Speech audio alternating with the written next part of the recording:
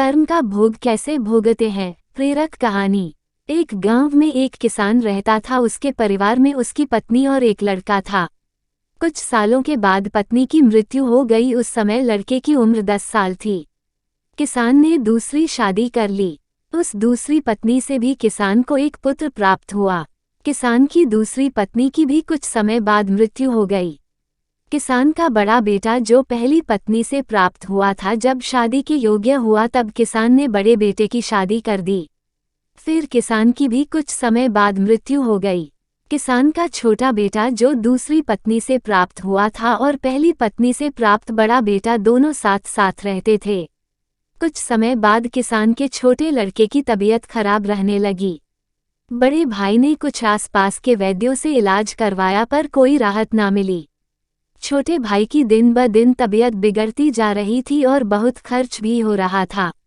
एक दिन बड़े भाई ने अपनी पत्नी से सलाह की कि यदि ये छोटा भाई मर जाए तो हमें इसके इलाज के लिए पैसा खर्च ना करना पड़ेगा और जायदाद में आधा हिस्सा भी नहीं देना पड़ेगा।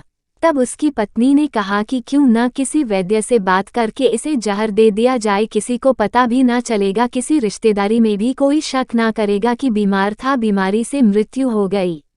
बड़े भाई ने ऐसे ही किया। एक वैद्य से बात की कि आप अपनी फीस बताओ, ऐसा करना, मेरे छोटे बीमार भाई को दवा के बहाने से जहर देना है। वैद्य ने बात मान ली और लड़के को जहर दे दिया और लड़के की मृत्यु हो गई। उसके भाई भाभी ने खुशी मनाई कि रास्ते का कांटा निकल गया, अब सारी संपत्ति अपनी हो गई। उसका अंतिम संस्कार कर दिया गया। कुछ महीनों पश्चात उस किसान के बड़े लड़के की पत्नी को लड़का हुआ। उन पति पत्नी ने खूब खुशी मनाई, बड़े ही लाड़ प्यार से लड़के की परवरिश की।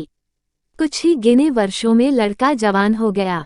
उन्होंने अपने लड़के की भी शादी कर दी। शादी के कुछ समय बाद अचानक लड़का बीमार रहने लगा।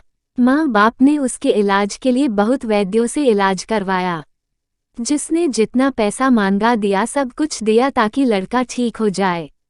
अपने लड़के के इलाज में अपनी आधी संपत्ति तक बेच दी, पर लड़का बीमारी के कारण मरने की कगार पर आ गया। शरीर इतना ज्यादा कमजोर हो गया कि अस्थि पिंजर शेष रह गया था। एक दिन लड़के को चारपाई पर लेटा रखा था और उसका पिता साथ में बैठा अपने पुत्र की ये दयनीय हालत देखकर दुखी होकर उसकी ओर देख रहा था।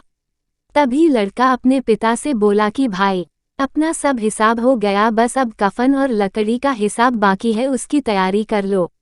ये सुनकर उसके पिता ने सोचा कि लड़के का दिमाग भी काम नहीं कर रहा है बीमारी के कारण, और बोला, बेटा मैं तेरा बाप हूँ, भाई नहीं। तब लड़का बोला, मैं आपका वही भाई हूँ जो आपने जहर खिलाकर मरवाया था। जिस संपत्ति के लिए आपने मरवाया था मुझे, अब वो मेरे इलाज के लिए आधी बिक चुकी है, आपकी शेष है, हमारा हिसाब हो गया। तब उसका पिता फूट फूट कर रोते हुए बोला कि मेरा तो कुल नाश हो गया, जो किया मेरे आगे आ गया, पर तेरी पत्नी का क्या दोष है जो इस बेचारी को जिंदा जलाया जाएगा। उस समय सती प्रथा थी जिसमें पति के मरने के बाद पत्नी को पति की चिता के साथ जला दिया जाता था। तब वो लड़का बोला कि वो वैद्य कहाँ है जिसने मुझे जहर खिलाया था। तब उसके पिता ने कहा कि आपकी मृत्यु के 3 साल बाद वो मर गया था।